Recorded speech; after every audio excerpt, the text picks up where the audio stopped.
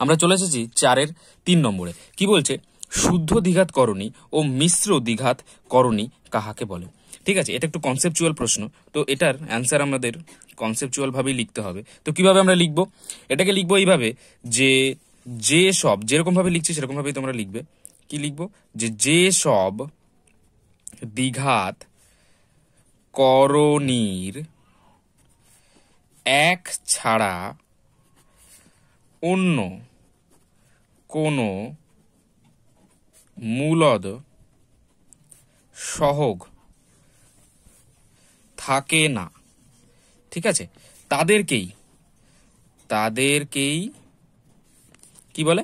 তাদেরকেই শুদ্ধ দ্বিঘাত করণী বলে। ঠিক আছে, শুদ্ধ দ্বিঘাত করণী বলে। মানেটা কি হলো? মানেটা হলো যে সমস্ত দ্বিঘাত, আচ্ছা উদাহরণ কয়েকটা দিই তাহলে বুঝতে সুবিধা হবে। উদাহরণ হিসেবে তোমরা লিখতে পারো এখানে নর্মালি, যেমন ধরো √2, √3, √7, যাই হোক। তো এরা কি? এরা হচ্ছে শুদ্ধ দ্বিঘাত করণী। কেন? কারণ এদের যে সব, এবার একটা বোঝা যাক যে সব দ্বিঘাত করণীর, এটা একটা দ্বিঘাত করণী, এবার এই দ্বিঘাত করণীর এক ছাড়া অন্য কোনো মূলদ সহগ থাকে না। মূলদ সহগ বলতে তোমরা শুধু এইটুকু মাথায় রেখে দাও, মূলদ সহগ বলতে 1, 2, 3, 4, এই যে নর্মালি যে সমস্ত সংখ্যাগুলো রয়েছে এগুলোকে আমরা মূলদ সংখ্যা বলে থাকি। তো এরকম মূলদ সংখ্যা কি বলেছে? এক ছাড়া যদি অন্য কোনো মূলদ সহগ থাকে না। সহগ বলতে যেটা এই যে এই সংখ্যাটা, এটা তো করণী, দ্বিঘাত করণী, এটার সাথে যদি একটা এক ছাড়া, এখানে একটা মনে মনে এক আছে, তাই না? এখানে কিছু নেই মানে মনে মনে একটা এক আছে, তো এইটুকু যদি থাকে, এক খালি থাকে মূলদ সহগ হিসেবে, তাহলেই সেটা শুদ্ধ দ্বিঘাত করণী। এবং মিশ্র কখন হবে? যখন এখানে এক ছাড়া অন্য, এই এক ছাড়া অন্য দ্বিঘাত করণী মানে অন্য মূলদ সহগ যদি থেকে থাকে। যেমন যদি 2 থাকতো, এখানে একের বদলে যদি 2 থাকতো, মানে 2 থাকতো, ঠিক আছে, তাহলে এইটাকে কি বলা হতো? তাহলে এইটাকে বলা হতো একটা মিশ্র দ্বিঘাত করণী। বোঝা যাচ্ছে? কারণ এখানে এই যে এইগুলো 1, 2, 3, 4, 5, 6 এরকম পরপর, এগুলোকে সবকটাকে কি বলা হয়? এদেরকে বলা হয় মূলদ সহগ বা মূলদ সংখ্যা বলা হয়। এবার সেই সংখ্যাটাই যখন সহগ হিসেবে এখানে থাকে, সেটার উপরে বেস করে একটা শুদ্ধ দ্বিঘাত করণী হয় আর একটা মিশ্র দ্বিঘাত করণী হয়। তা শুদ্ধ কখন হয়? যখন এখানে একই থাকে, খালি এক থাকে, আর এছাড়া অন্য কোনো সংখ্যা থাকে না, মূলদ সহগ থাকে না, তখন সেটাকে বলা হয় শুদ্ধ। আর মিশ্র কখন হবে? যখন এখানে এক ছাড়া 2 থাকবে, এখানে যদি 3ও থাকতো তখনও সেটাকে মিশ্র বলা হতো, ঠিক আছে, এখানে যদি 4√2 থাকতো তখনও সেটাকে মিশ্র বলা হতো। মানে এইগুলো হচ্ছিল মিশ্র।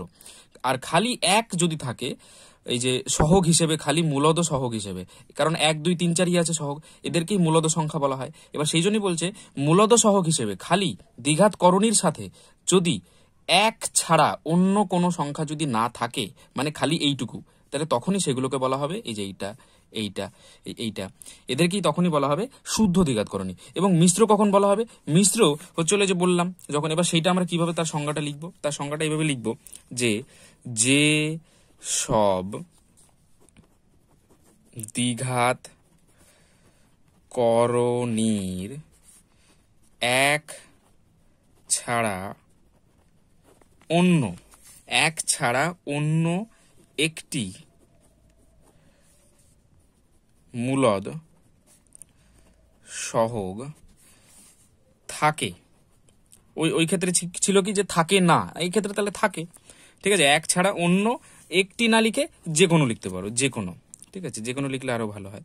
অন্য যে কোনো মূলদ সহগ থাকে, যদি থাকে, তাদেরকেই, বোঝা যাচ্ছে নিশ্চয়ই, বুঝে গেলেই বানিয়ে লিখতে পারবে তোমরা, তাদেরকেই কি বলা হয়? মিশ্র দ্বিঘাত করণী বলে। মিশ্র দ্বিঘাত করণী বলে, বুঝা যাচ্ছে? তাহলে এটার উদাহরণ তাহলে কি হবে? আশা করি বুঝতেই পারছো কি হতে পারে। 2√2 হতে পারে, 3√2 হতে পারে, খালি এখানে √2 থাকবে সেরকম কোনো ব্যাপার না, 2√5 হতে পারে, 5√5 হতে পারে। মানে কি এখানে এক ছাড়া যে কোনো সংখ্যা থাকলেই তখন সেটা কি হবে? মিশ্র দ্বিঘাত করণী হবে। ব্যাস এইটুকুই। 4 নম্বরে চলে এসেছি। কি বলছে? px² + qx + r = 0 সমীকরণটির একটি বীজ অপরটির দ্বিগুণ হলে প্রমাণ করো যে 2q² = 9pr। এটা তোমাদের এবিটি এর 4 নম্বর। তো কি করে করবো আমরা? এখানে কি বলছে যে একটি বীজ অপরটির দ্বিগুণ, তাহলে আমরা লিখবো যে ধরি, তার আগে অ্যান্সারটা লিখে নি, ধরি একটি বীজ সমান সমান আলফা। তাহলে একটি বীজ যদি আলফা হয়ে থাকে তাহলে অপর বীজটি কত হবে? অতএব অপর বীজটি হবে কত, দ্বিগুণ বলেছে তাহলে দ্বিগুণ হবে, তাহলে 2 আলফা হয়ে যাবে, তাই না? এবার আমরা কি জানি, গুণফল বা যোগফলের যে কোনো ফর্মুলা বসাতে হবে, দুটো আলাদা আলাদা ভাবে বসাবো। এই পাশে যোগফলের ফর্মুলাটা বসাই, লিখবো যে আমরা জানি, বা এখানে ডাইরেক্ট এটা না লিখে অতএব লিখে দিতে পারো। অতএব বলে কি, দুটো বীজের যোগফলের ফর্মুলা কি জানি, দুটো বীজের যোগফলের ফর্মুলা কত হয়, দুটো বীজের যোগফলের ফর্মুলা মাইনাস বি বাই এ হয়। এবার মাইনাস বি, এই যে ফর্মুলাটা, এখানে বি কত, কিউ, তাহলে এখানে মাইনাস বি এর জায়গায় কত লিখবো, কিউ, ডিভাইড বাই এ কত লিখবো, পি লিখবো। এগুলো প্র্যাকটিস করতে করতে খুব তাড়াতাড়ি করে নিতে পারবে, অসুবিধা নেই। এবার এখান থেকে কি করবো, আলফা প্লাস 2 আলফা 3 আলফা সমান সমান মাইনাস কিউ বাই পি, বা এবার আলফা সমান সমান এখান থেকে কত পাবো, মাইনাস কিউ বাই 3 পি। এই 3টা নিচে চলে আসবে, বোঝা যাচ্ছে? এটা তো গেল আমরা যোগফলের ফর্মুলা করলাম। এবার গুণফলেরও একই রকম ভাবে ফর্মুলা আছে, দুটো বীজের গুণফল। অতএব আলফা ইন্টু 2 আলফা, দুটো বীজের গুণফল করলাম, সেটা সমান সমান আমরা কি জানি, সি বাই এ। তাহলে সি কত এক্ষেত্রে, আর, ডিভাইড বাই এ মানে পি, তার মানে আর বাই পি হবে। তাহলে এখানে লিখবো আর বাই পি, বা এখানে কি হবে, তাহলে 2 আলফা স্কোয়ার হয়ে যাবে, কারণ একটা আলফা একটা গুণ করলে alpha square, r by p. এবার এই আলফার জায়গায় আমরা এই মাইনাস কিউ বাই 3 পি বসিয়ে দেবো, কেন, কারণ এটাই আমরা পেয়েছি আলফা ইকুয়ালস টু। তাহলে বা 2 ইন্টু এখানে minus q divide by 3 p তার হোল স্কোয়ার, কারণ হোল স্কোয়ার আছে, equals to r by p.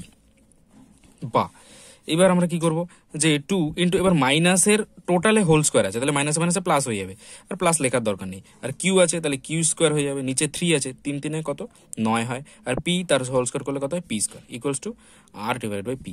এবার নিচে একটা পি আর এখানে দুটো পি আছে, তাহলে একটা পি আর একটা পি কেটে যাবে।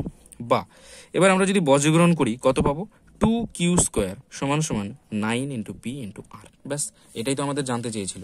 এই যে প্রমাণ করো যে 2 কিউ স্কোয়ার সমান সমান 9 পি আর, ঠিক আছে? তো সেইটাই আমরা পেয়ে গেছি, 2 কিউ স্কোয়ার সমান সমান 9 পি আর। ব্যাস, তাহলে এখানে লিখে দেবে পি আর ও ভিইডি। মাধ্যমিক পরীক্ষায় এইভাবেই, এইটুকু স্টেপের মধ্যেই এই দুটো অঙ্ক করতে হবে, মানে এইভাবে তোমাদের করে দিতে হবে, তাহলে এখানে 2 নম্বর কনফার্মড।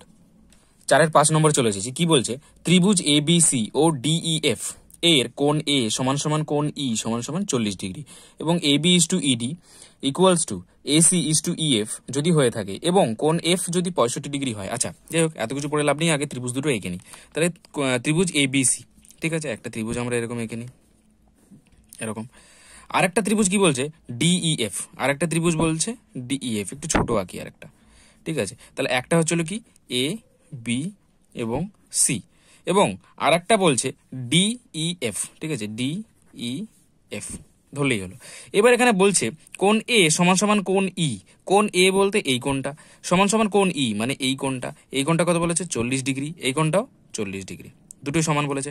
এবার বলছে এ বি ইস টু ইডি, মানে এই বাহু, মানে এই ত্রিভুজটার এই বাহুটা ইস টু এই ত্রিভুজটার এই বাহুটা ইডি, ঠিক আছে, মানে এইটা ডিভাইডেড বাই এইটা, ইকুয়ালস টু এসি মানে এই বাহুটা ডিভাইডেড বাই ইএফ মানে এই বাহুটা। তার মানে কি, এই দুটো ত্রিভুজের এই বাহু মানে এই পাশের বাহু এবং এই পাশের বাহুর অনুপাত, এবং এই ডান দিকের বাহু এবং এই ডান দিকের বাহুর অনুপাত সমান। তার মানে এর থেকে বোঝা যায় যে এই দুটো ত্রিভুজের একটা কোণ যেহেতু সমান, আর দুটো বাহু যখন এরকম সমান, তাহলে বলা যেতে পারে এই দুটো ত্রিভুজ সর্বসম। এবার কি বলছে, কোণ এফ সমান সমান 65 ডিগ্রি, তাহলে কোণ এফ মানে এইটা, এইটা যদি 65 ডিগ্রি হয়, তাহলে এটাও 65 ডিগ্রি হবে, বোঝা যাচ্ছে? এটা যদি 65 ডিগ্রি হয় এবং এটাও 65 ডিগ্রি, তাহলে এখন এইটা কত হবে, এখনই খুব সহজ। তাহলে হয়তো কোণ বি কত হবে, টোটাল তিনটে কোণের যোগফল কত হয় আমরা জানি 180, সেখান থেকে এই দুটোর যোগফল বিয়োগ করলে আমরা এটা পেয়ে যাবো, তাই না? তাহলে 40 ডিগ্রি প্লাস 65 ডিগ্রি, এটা করলে আমরা কত পেয়ে যাবো, কোণ বি এর মানটা পেয়ে যাবো। তাহলে 65 আর 40 কত, 105, তাহলে 180 ডিগ্রি মাইনাস 105 ডিগ্রি সমান সমান 75 ডিগ্রি। তার মানে এই কোণ বি এর ভ্যালু হলো 75 ডিগ্রি, আর এইদিকেই কোণ ডি এর ভ্যালু হলো 75 ডিগ্রি, বোঝা যাচ্ছে? এবার এখানে কি জানতে চেয়েছে, কোণ বি এর মান কত, ব্যাস এই কোণ বি এর মান 75 ডিগ্রি বেরিয়ে গেছে, এটাই আমাদের অ্যান্সার, বোঝা যাচ্ছে? তার মানে কি, এই দুটো ত্রিভুজ যে সর্বসম সেটা বুঝতে পেরে গেলেই এটা 75 ডিগ্রি বেরিয়ে যাবে।